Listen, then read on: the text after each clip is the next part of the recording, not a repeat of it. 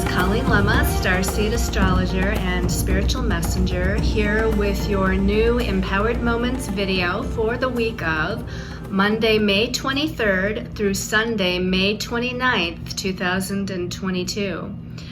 For this week's Empowered Moments video, we're going to be using the Tarot of Dreams by Ciro Marchetti for the main message for everyone. And depending on your stone of choice this week, we're going to be using the Star Temple Oracle cards by Susie Cherub for that special message card. So let's go ahead and start out this week's Empowered Moments video with an empowered moment. This week we actually have quite a bit going on astrologically, but one of those things is Mars, the planet of energy, action, and forward movement, also known as the warrior, moving into his home sign of Aries, first sign of the zodiac, fire sign, sign of passion, confidence, courage. So let's go ahead and close our eyes here for a moment. Take a couple of deep breaths just to get grounded and centered. Breathing in peace as you inhale. And as you exhale, letting go of all that your body, mind, and soul no longer needs. Clearing your mind of all thoughts of the day, the week, the month, or the weeks past. And just being in this present moment, in the here and now, feeling the spiritual energies of unconditional love, guidance, and protection all around you. And allowing yourself to, again, be balanced and centered within yourself. Visualizing golden white light of God's source energy, universe, great spirit, all that is. And breathing that in deeply into every cell of your body. And for a moment, let's focus on where we want to go in life. We've just been through a new moon solar eclipse. We've just been through a full moon lunar eclipse that brought in the initiation of death and rebirth, transformation and change, redirection onto a path of new beginnings as we let go and release all that we no longer need to hold on to at this time. And now we're focusing on where we want to go, what we want to do, who we want to be. And as Mars moves into Aries this week, it gives us a little push of energy into the direction that we need to go. And even if you don't know with clarity the direction or what the decision is, or what it is that you even want to focus on, it doesn't matter. Just focus on the feelings that you want to feel. The feelings of joy, happiness, excitement, passion, vitality, confidence, and courage. And focus on embodying that warrior energy and warrior spirit within yourself. Merging into that confidence and clarity, independence, merging with the energies of initiation and forward movement on the next step of your highest and most important destiny path. And let's breathe that in deeply, breathing in that initiation energy, that energy of confidence and courage, breathing that in deeply into every cell of your body.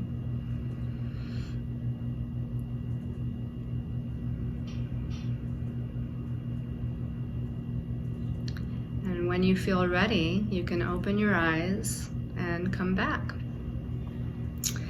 So let's start out by taking a look at what your stones of choice are for that special message card a little bit later. Okay, so the first stone of choice that we have here this week, these are all new stones that I picked up when I went on my trip to Asheville, North Carolina. I know I've showed you a few others that I purchased while I was in Asheville, North Carolina, but these are ones that I haven't yet shown you, so you can tell that I purchased quite a bit. But this one is green opal, and this one is good for cleansing and rejuvenating oneself, and it connects us with the energies of good health and prosperity and abundance. It has a combination of wood and water energies. So this earthy, grounding, practical wood energy with this emotional, sensitive water energy. This is good for healing heart chakra wounds. Of course, it is that green color of the heart chakra, right? And it helps to herald in positive change or bring in positive messages of change. Okay, your second stone of choice. This one I just thought was so lovely and had such a beautiful energy to it. This is peach calcite. Isn't that gorgeous? It's almost like a pinky peach color. The peach calcite, it's protective and purifying, grounding and centering.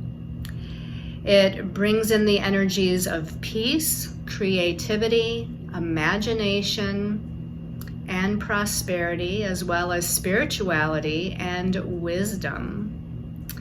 And this one helps to actually boost your inner intuition. Kind of has that moon goddess energy feel to it. All right, your last stone of choice here is prehnite. Isn't that interesting and gorgeous? Prehnite. It's Prehnite. This helps you to be prepared for what comes next. And we all need to feel prepared for what comes next, right? This helps to connect us to the divine mind. It helps to connect us to the elemental beings. It aids in our spiritual growth, helps with connection with our spirit guides, and it's considered a stone of magic. Okay, so again, your stones of choice for this week's message. And, you know, partly when you're picking your stone of choice, go with not only what I'm telling you the stone is about, because it's about a lot more than what I'm able to tell you, but also go on, when you look at the stone itself, what are you drawn to? And you might be drawn one week to one particular stone, and I might show it in another video later, and maybe you're drawn to something different at that time. So this is the green opal. This one is the peach calcite. And this one is the prehnite. Okay, so as you're thinking about that, let's talk about the astrology for the week. As I said, there's quite a lot going on. On Monday and into Tuesday, there's a lot of sextile connections between some planets going on. And I don't always talk about those, but there was so many, and they were clustered into that 2-day time period of Monday and Tuesday, that I thought, you know, it seems like it's kind of important, because a sextile, first of all, it's a 60-degree aspect. That means the planets are 2 signs apart, and it is an aspect of opportunity. So when there's a sextile, either within your own chart or when it's by transit, where the planets are at any present moment in time, it brings in this energy of opportunity. And so what happens when you're presented an opportunity? You don't always take the opportunity, right? And it can pass you by. Well, that's kind of what the sextile is about. It's about this opportunity energy that presents itself, and you have to be aware of it, recognize it, and then you have to take some sort of action or move on it in order to make something of it. So on Monday the 23rd, the sun, which is in Gemini right now, is sextile Jupiter in Aries. Now the sun is our sense of identity, and it's how we shine our light. And right now we're shining our light through the Gemini energy, which is all about communication, information, learning, ideas. It's all that mental realm energy. And as it sextiles Jupiter, Jupiter's the planet of expansion, abundance, prosperity. It also rules our belief systems, and it is now in Aries, right? So it's in that initiating, confident, courage sign of Aries. So I feel like there's an opportunity here to expand our information through learning something new. It's about expanding our ideas, concepts, perceptions, and belief systems by looking at something from a different perspective, and expanding our view of what's happening. This can also be a great energy for networking and communication of all kinds. So again, if there's an opportunity to connect or communicate, then I feel like, Monday is going to be a good time for that. Also on Monday, we have Mercury, which is the planet of communication, ideas, perceptions, knowledge, messages. And it's right now retrograde, and it's retrograde back into Taurus. So last week it went back into Taurus from Gemini. And on Monday, it's going to be sextile Mars. But Mars is in Pisces right now. Mars is that energy of forward momentum or taking action on something. He's the warrior. But in Pisces, water sign Pisces, he might be a little watered down and slowed down a little bit as far as taking physical action. So the action right now while Mars is in Pisces is through the imagination and through visualization and through putting his energy on spiritual matters. And so as Mercury comes together in sextile with Mars, again, there's an opportunity for some sort of communication, meditation, visualization, using the imagination. If there's tangible communication going on, it might be about money, finances, our values, or how we value ourselves within any particular circumstance or situation, because Mercury, as I said, is in Taurus right now. And the fact that it's retrograde might mean that the communication or the information that's coming to us right now might be a repeat or added information to what we've already been getting or what we've already been communicating, because Mercury's retrograde. On Tuesday, the sextile is between Venus and Saturn. So Venus is the planet that rules relationships and partnerships, but she also rules personal resources like money and finances. She also rules values and how we value ourselves. And she's right now in confident, courageous, independent Aries. So the divine feminine is strong and independent right now. She's sextiling Saturn.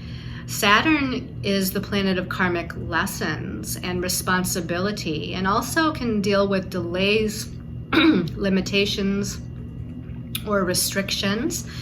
And excuse me, Saturn is in Aquarius right now.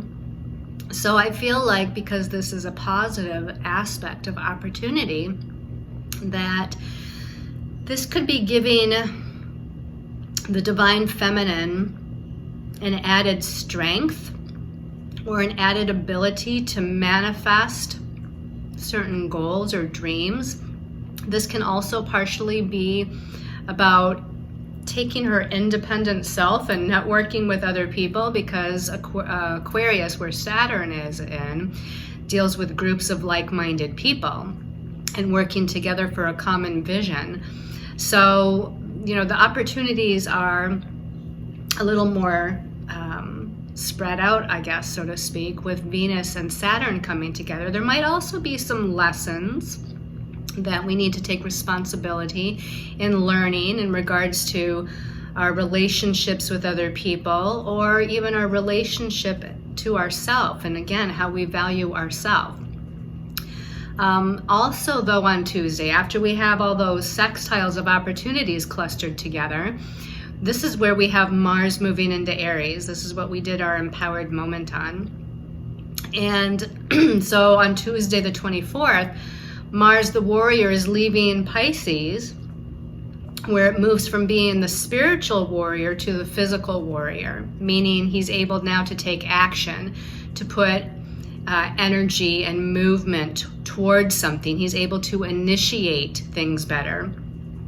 When we have Mars coming out of Pisces and moving into Aries, we might feel a little flurry of physical energy or physical activity, like we want to get up and do something. We want to initiate something, activate something, move forward on something. It's going to be activating our confidence, courage, and independence in some way. And Mars can be an impatient planet, and when you put it in his home sign of Aries, he sometimes will become a little bit more impatient or knee-jerk reacting, where he's not really thinking, because a warrior doesn't have time to think. A warrior just reacts. And so we're going to become more reactive, and Mars is in Aries until July 4th. So from May 24th until July 4th, we have that Mars and Aries energy. But as he first moves into that sign, we feel that little flurry, that little opening, it kind of intensifies that energy a little bit. On Wednesday the 25th, we have Mercury, still retrograde in Taurus, of course, and it's in a positive trine connection to Pluto. And Pluto is about death and rebirth, transformation, regeneration. It can be about power and control, or at least empowerment versus disempowerment. Now, this is a positive connection, so I feel like we can have very positive and affirming communications with other people. This is us really speaking our truth, being confident in ourselves. There can possibly be some power and control issues, but I feel like it's going to turn out positive or in your best interest to be able to, again, speak your truth. This might also be dealing with some money matters too, by the way, because Mercury's in Taurus, that sign that rules personal resources. But this is a very empowering, transformative situation in regards to how we think, how we perceive, how we communicate, and the messages that we're either giving or getting. And then on Thursday the 26th, we have Venus in Aries, and she's squaring Pluto. So the day before, we had a nice trine between Mercury and Pluto, a positive connection. Now the square connection between Venus and Pluto is considered challenging. So this could definitely potentially bring up some power and control issues in relationship matters, or in a situation where we've disempowered ourselves by not standing up for ourselves, or by not being independent or self-sufficient in some sort of way, not being a leader in some sort of way.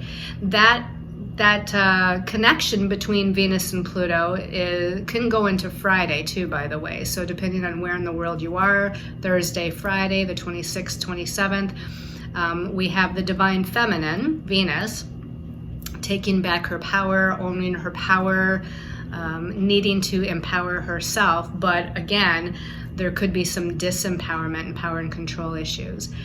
And then on Saturday the 28th, she moves out of Aries and she moves into Taurus. Now, Taurus is one of her home signs. It's one of the signs of the zodiac that Venus rules. So she's going to be comfortable here. Taurus is all about money, finances, personal resources, values, self-worth, self-value. It's about work, focus, effort, and being grounded.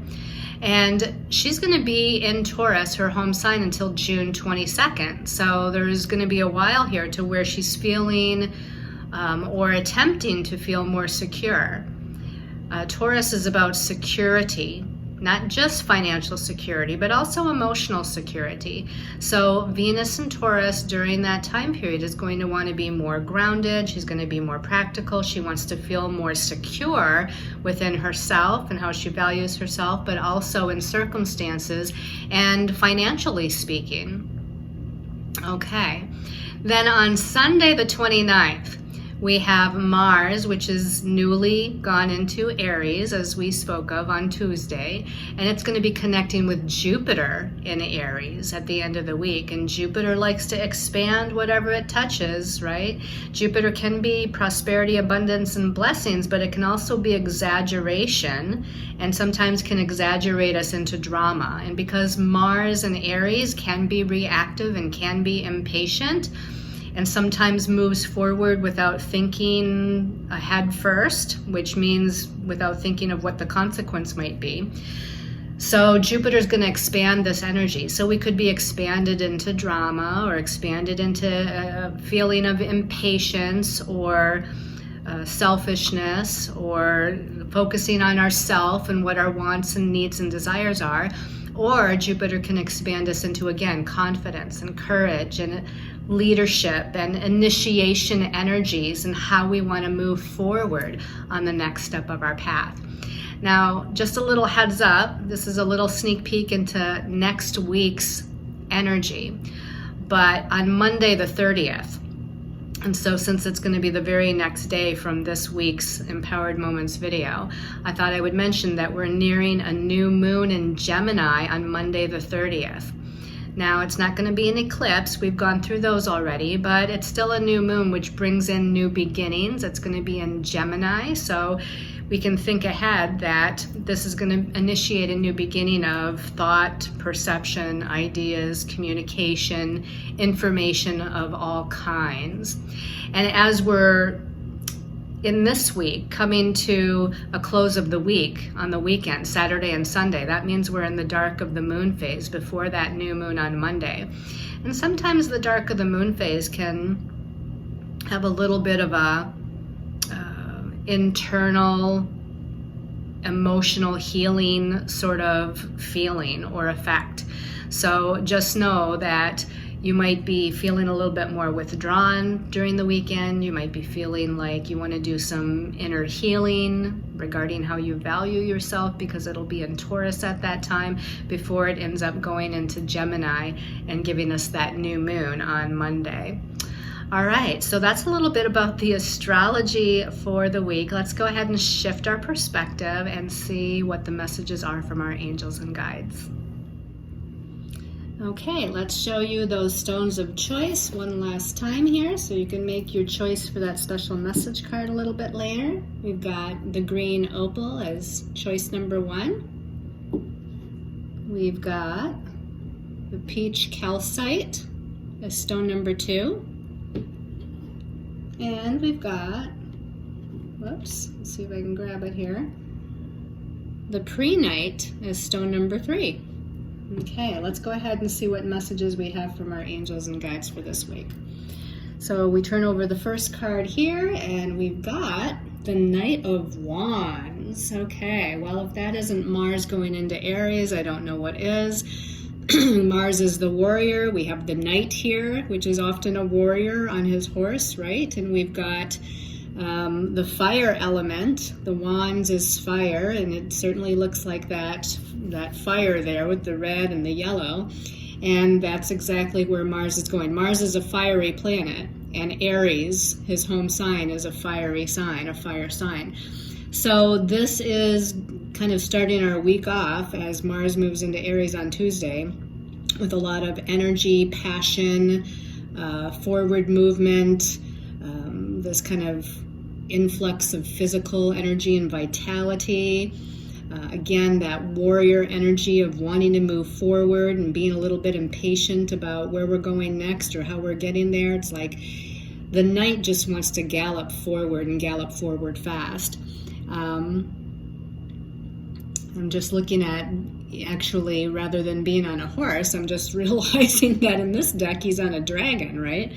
So even more power behind this one. So that energy of Mars moving into Aries is probably going to be very powerfully felt as it comes out of water sign Pisces.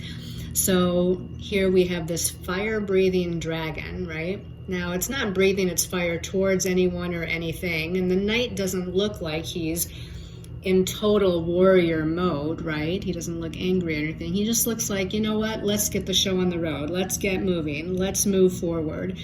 And that fire energy, I think, just speaks volumes. And so, I even want to say, because Mars rules our physical energy, I wouldn't be surprised if a lot of you, when this shift occurs, that you feel physically hot, like your body, that energy, the fire in your body just kind of increases, and you feel that heat kind of rising within you.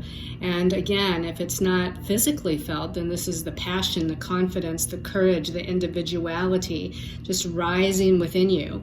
And the Knight, again, wants to move forward fast. And so let's kind of continue on through the week and see if there's any indication as to what he's moving towards or what's going to happen next here. But that dragon is a powerful symbol of energy here.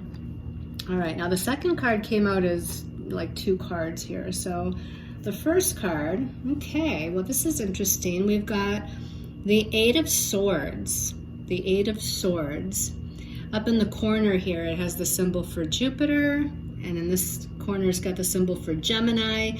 So Jupiter, again, our belief systems and the energy of expansion, expanding us in Gemini, the sign of information, communication, messages. This kind of has a feeling, because the 8 of Swords, and you can kind of tell maybe by even looking at the card, we've got these swords that the points are straight up, penetrating this big bubble that this woman seems to be within, and she almost looks like she's trying to get out. She's trying to get out of this bubble of energy that she's trapped in. The bubble is indicative of the mind, though, because this is a mental realm card.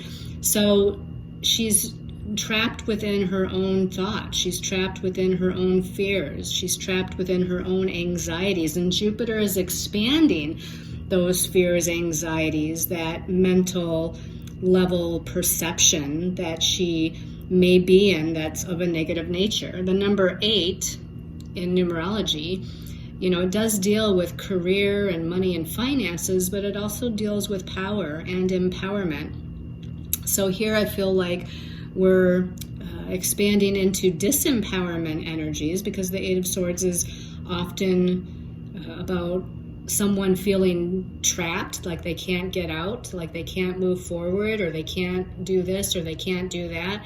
But it's all kind of this illusion of the mind, so to speak, because this is a mental card. It's like we're putting ourselves in those fears, doubts, and anxieties and expanding into them, and we don't need to do that. So the Knight, of fire that we begin with, the Knight of Wands, wants to move forward fast, but some of you may feel like you can't. Some of you may feel like you're trapped, or you're not able to for whatever reason. Maybe it's a financial reason. Maybe it's a family reason, relationship reason.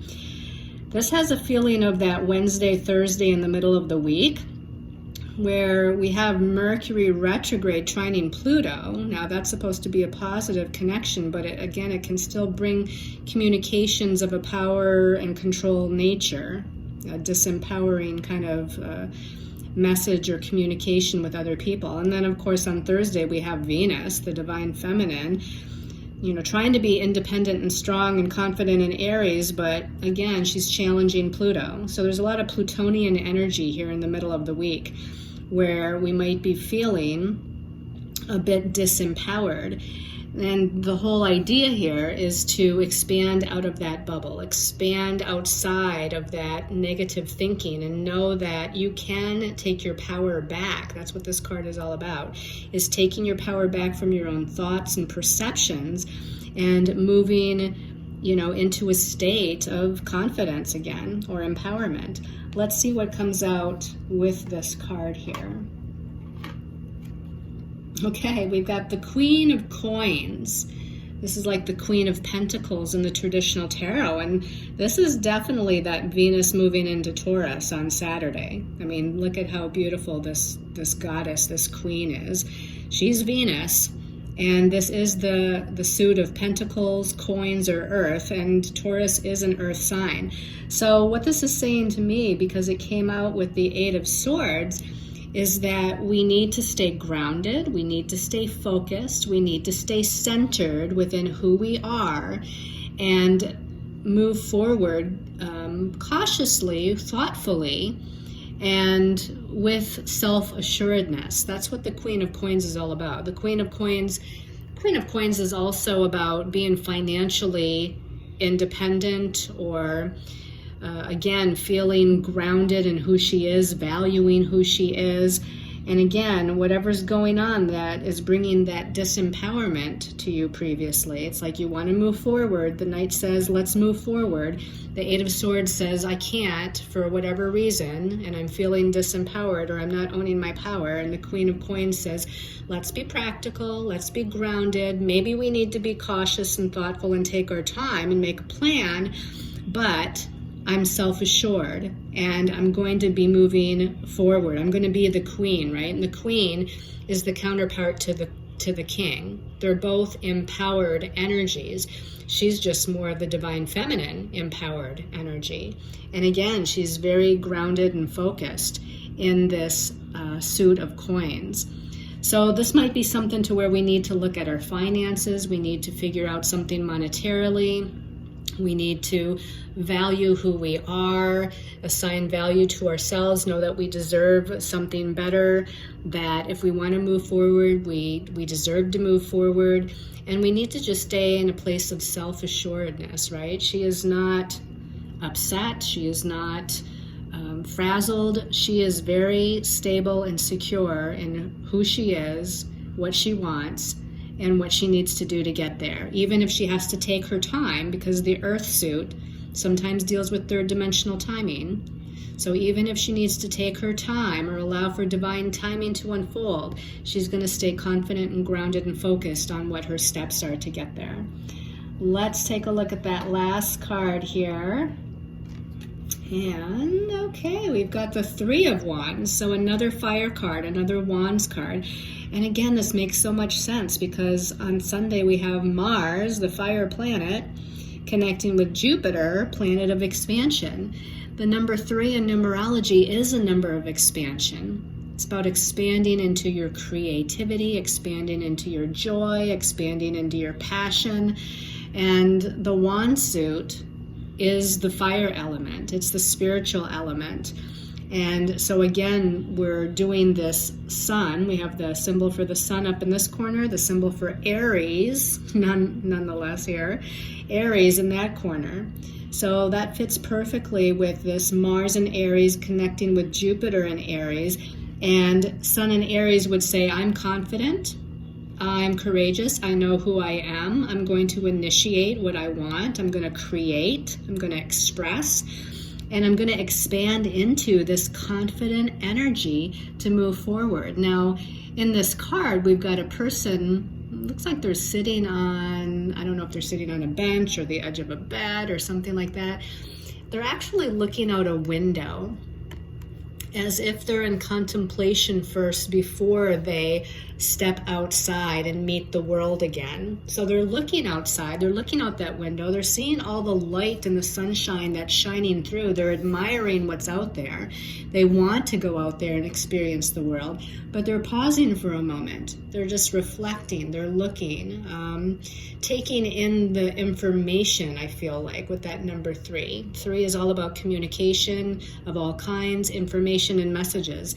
So you might be waiting for some sort of guidance, waiting for a message, waiting for a communication to happen, but you're admiring this light from the outside while you're on the inside. And pretty soon you're going to be getting up here and you're going to be going out to meet the world. You're going to be going out there into that sunshine and shining your own light and expanding your own creative self-expression out into the world with this 3 of Wands. Okay, let's go ahead and take a look at the special message card from the Star Temple Oracle, depending on your stone of choice.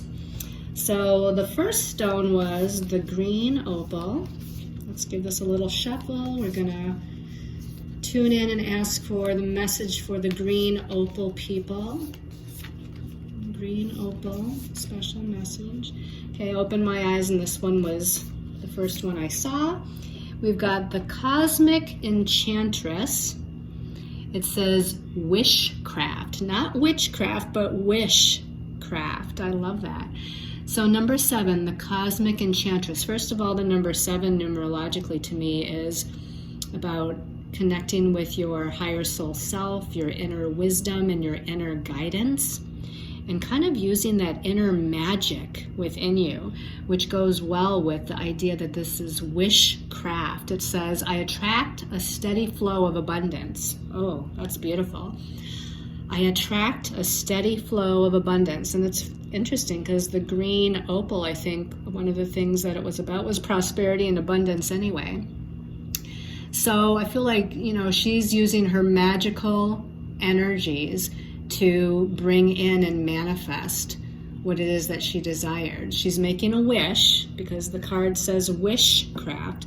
She's making a wish. She's seeing with her third eye. Her third eye has a little sparkle here. She's using the energy of her heart chakra, her energy of good feelings and happiness and joy and what it's going to feel like to manifest what her wish is, to manifest what her desire is. I love this red flowing hair that she has, because the color red is like fire, right? And the fire is Mars, the fiery planet moving into fire sign Aries. So this is making a wish and manifesting it through your own inner magic, okay? And connect with the cosmos too, as it says, the Cosmic Enchantress. Connecting with the spiritual realm, the cosmos, those of the highest vibration of light, to help and assist you in making your dreams and your wishes manifested reality. All right, let's take a look at special message card for the people that chose the peach calcite. Peach calcite, special message for peach calcite. This one called my attention when I opened my eyes. This one says the storyteller, and it says intention. Number 27. Now, if you add the 2 and the 7 of the 27, it equals a 9. And the 9 is an energy of the spiritual realm, and it's about creativity, and it's about service to humanity. It's about kind of this romantic, artistic, loving, compassionate energy. And the storyteller says intention. I am the narrator of my life. Well, what does it mean when she says I am the narrator of my life? That means she creates her own reality through the stories that she tells herself. She's saying I have to pay attention to what my story is, the story I create within my own mind. What are my thoughts? What are my perceptions? What are my belief systems? Because that's part of creating your story. So really tune into what's going on a mental body level. And again, Mercury's retrograde in Taurus, so that makes a lot of sense with what's happening this week. Go within. Now, Mercury retrograde, always a good time to review, revise, reevaluate. So it's going to be a good time to reevaluate those belief systems and perceptions that you have. It's going to be a good time to revise them if necessary, so that you can have different intentions, right? Do you go to the negative? Do you go to fears? Do you say I can't, or I shouldn't, or whatever it might be that's a negative? This is saying you have to shift your intentions to I can, I will, and know that the story that you tell yourself, and even the story you tell other people too, the more people besides yourself that you're telling the story to, the more stronger it becomes. And the more strong a story becomes, the more it has the potential to, again, create a particular reality. So make sure that as the narrator of your life, that you're holding the proper, positive, empowering intentions and telling yourself the positive story of what it is that you want to manifest and who you want to be in your life. All right, let's go ahead and take a look at the special message for, it would be the pre-night, okay? Pre-night. Special message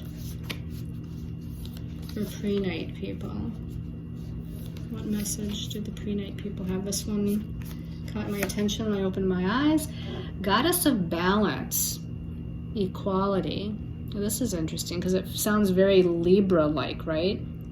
We don't have any Libra energies necessarily going on right now, but the opposite sign of Libra is Aries. And we do start out the week with Venus in Aries before she moves into Taurus, and Mars is moving into Aries, and Jupiter is in Aries. And so there's this need to balance something here. It says, Goddess of balance, equality, I create and foster reciprocal relationships. Well, there's the key right there. With all the Aries energy, it's all about me, myself, and I, and what I want, or, you know, the other person is kind of in that energy too, right? So there could be things within relationships and partnerships right now, whether it's romantic or child-parent or other family or co-workers or friendships, to where everybody's kind of focused on their wants, needs, and desires, and you know, the other is falling by the wayside, or something's out of balance, something's not equal. Now, it's not just because there's some Aries planets going on right now, right? This could be a long-standing issue within certain relationships in our lives where something's out of balance, and you're, you know, possibly giving more than you're receiving, or the other person isn't putting in the same type of energy that you are, and you're needing or looking for, desiring more of this mutual beneficial energy to kind of ebb and flow between you. You know, you don't want to be the one that's always initiating the conversation, or always trying to set up the time together, or whatever it might be, or always being the listener, even if you have something to say that, you know, the other person maybe is always kind of needing your advice or counsel or guidance, and you never get a chance to share what's going on in your life. And it doesn't mean the other person's bad necessarily. It just means there's something out of balance within them as well. And, you know, there's something out of balance within you because you've attracted that kind of energy dynamic. So this is number 13. In numerology, the number 13 is a karmic number. It's a karmic number, though, of change and transformation, like death and rebirth. So the goddess of balance and equality here is saying that there's something that can be transformed here.